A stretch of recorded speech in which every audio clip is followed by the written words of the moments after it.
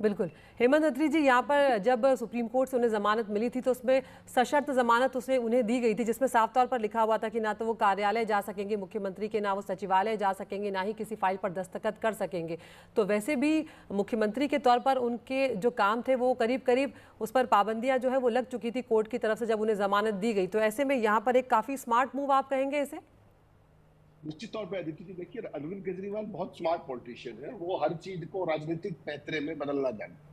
अगर नैतिकता की बात होती तो नैतिकता की बात तो ये थी कि आज से 179 डेज 180 दिन पहले जब उनको जेल भेजा गया तो तब इस्तीफा दे देते, और तब भी किसी को विधायक दल की मीटिंग बुला करके तब भी किसी को मुख्यमंत्री नॉमिनेट किया जा सकता था। तब उन्होंने ऐसा नहीं किया।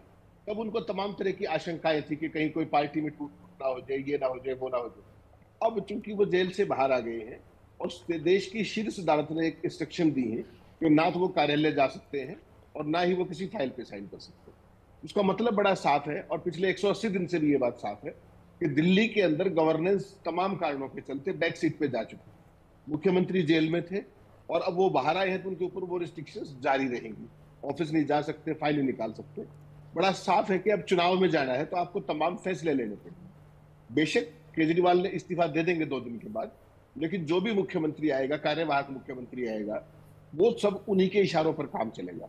तो ऐसे में एक हाई मॉरल ग्राउंड लेकर के और अपने आप को जैसी भी मुख्यमंत्री पद की जिम्मेदारियां थी उनसे मुक्त करा के लोगों के बीच में खुद को एक भगत सिंह और शहीद के तौर पे पेश करेंगे केजरीवाल। उस काम के बाहर हैं और उसके हिसाब से वो हरियाणा में भी निकलेंगे और दिल्ली का चुनाव, जैसे उन्होंने अपील की है, मांग की है कि दिल्ली का चुनाव भी महाराष्ट्र के साथ कराया जाए। केंद्र सरकार की भी कहीं ना कहीं ये इच्छा है कि दिल्ली में जितना जल्दी हो सके आम आदमी पार्टी से मुक्ति पाए।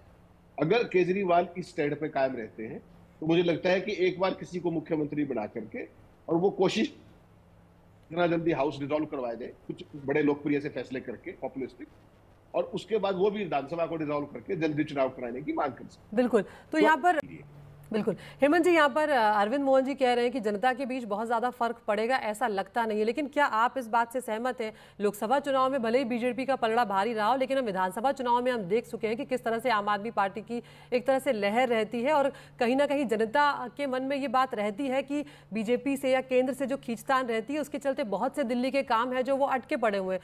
आप इस बारे में क्या सोचते हैं? नहीं अदिति जी, एक बात बड़ी स्पष्ट है। देखिए अरविंद हम्म। जी सीनियर है, बहुत बिल्कुल सही बात कह रहे हैं। लेकिन जो दिल्ली में पिछले 3-4 साल से मैं देख पा रहा हूँ, खासतौर पर पिछले 1 साल से, हम्म। वहां पर गवर्नेंस, बिल्कुल गवर्नेंस नाम की कोई चीज नहीं बची। आप सड़कों पर निकल जाइए, सड़कों की जो हालत है आज, आपको अगर 4 किलोमीटर चलना हो तो 2-2 घंटे लगते हैं। इतने खड्डे हैं सड़कों के अंदर, ये नहीं पता लगता कि सड़कों में खड्डे हैं या खड्डों में सड़क है। ये पूरी दिल्ली का हाल है। उसके बाद आपने दिल्ली में जो राजेंद्र नगर वाली जो हरकत देखी, पानी किस तरीके से जो बाढ़ टाइप की स्थिति पैदा हुई, बिल्कुल अनट्रेनी बच्चों की जो आईएएस की कोचिंग ले रहे थे उनकी कैसे दर्दनाक मौत हुई। मतलब कहने का मतलब ये है कि जो प्रशासन की जो जवाबदेही होनी चाहिए, आपके पास तो एक नैतिक ये है कि हमारे तो मुख्यमंत्री जेल में। मुख्यमंत्री जेल का मतलब ये नहीं कि आप सारी दिल्ली को जेल में डाल देंगे। आप सड़क पर नहीं निकल सकते, आपके पास किसी भी तरीके की तमाम कोई समस्याओं को एड्रेस करने का कोई वो नहीं है, मैकेनिज्म नहीं है।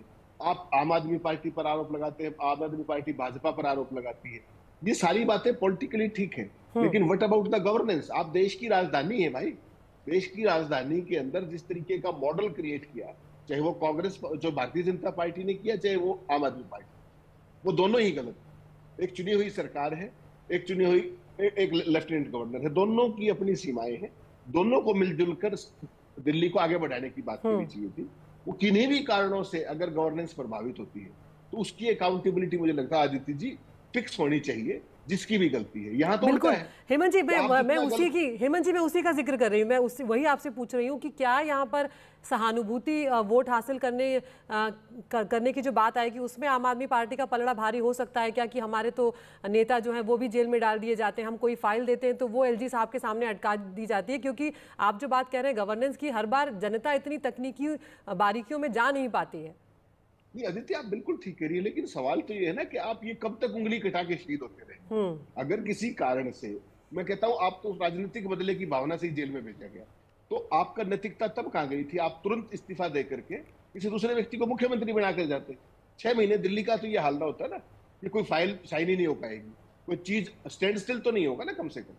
तो अब तो देखिए एक चीज समझनी पड़ेगी कि जो हालत आम आदमी पार्टी की है मॉरलिटी के नाम पे, वैसी ही लगभग हालत भारतीय जनता पार्टी की भी। ये इस काम के माहिर हैं आम आदमी पार्टी के लोग, कि वो उंगली कटा के शहीद होने में, आपको पता है किस तरीके से प्रचार का उनका जो सिस्टम है, पूरा नैरेटिव जिस तरीके से बिल्ड करते हैं, कभी रो पड़ते हैं, कभी कुछ।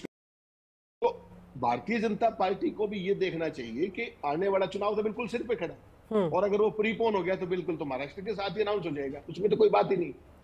भारतीय जनता पार्टी को भी ये देखना चाहिए कि वो इनको इस तरह की बहानेबाजी का मौका ना दे, इस तरह के लेम एक्सक्यूजेस ना दे, और इनको they should hold them to account. लेकिन दिक्कत क्या है कि जो स्थिति इनकी है, कमोबेश वही स्थिति दिल्ली में भारतीय जनता पार्टी की भी है। उनके पास भी कोई बहुत महान चेहरा नहीं है, उनके पास भी कोई संघर्ष की कोई इस तरह की वो नहीं है, केवल एक पॉलिटिकली उसके हिसाब से दोनों ने मिलकर के, और मैं कहता हूं कांग्रेस भी बराबर की दोषी है इस मामले में।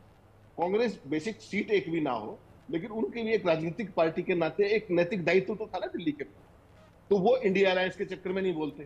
सवाल तो ये है कि हु इज सफरिंग, जो दिल्ली की जनता है वो आखिरकार दिल्ली की जनता जो है वही नुकसान उठा रही है। अरविंद जी, इसी संदर्भ